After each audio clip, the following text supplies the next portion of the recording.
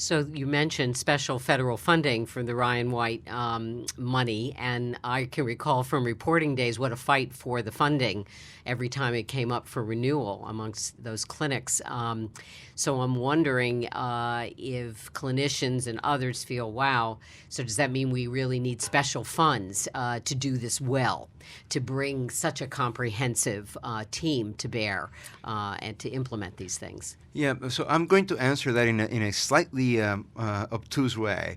When we've studied when is it that patients report meaningful moments of care in healthcare today, there are always moments in which the health professional was perceived to be getting out of their way to create those moments of meaningful interaction and care.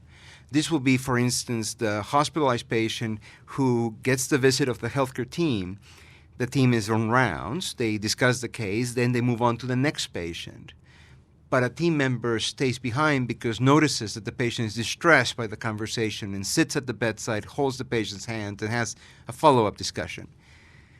This idea that in order to care in healthcare, we need to get out of our way, I think is a good analogy to what you are discussing. In other words, correct, appropriate ways of delivering care seem to always need a special dispensation, a special funds, an exception to the rules, instead of calling into question the way we do things, calling into question the standard.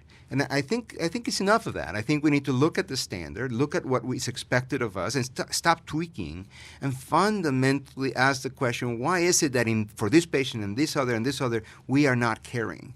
I think this will have an impact on patient outcomes. This will have impact on clinician satisfaction. There's a tremendous amount of burnout going on. I think it's a reflection of this as well. And I think it will have an impact on healthcare costs. I'm actually quite uninterested in reducing the healthcare costs for the healthcare companies that provide care in the form of hospitals or clinics. I'm much more interested in reducing the healthcare costs for patients and families. And patients and families are suffering now a tremendous amount of cost because of high deductible health insurance on the one hand, that's direct financial cost, but also because of the burden of treatment and testing and healthcare that they have to accommodate in their life, and the opportunity costs that they take away from them in terms of other things they could be doing with their time, attention, and energy.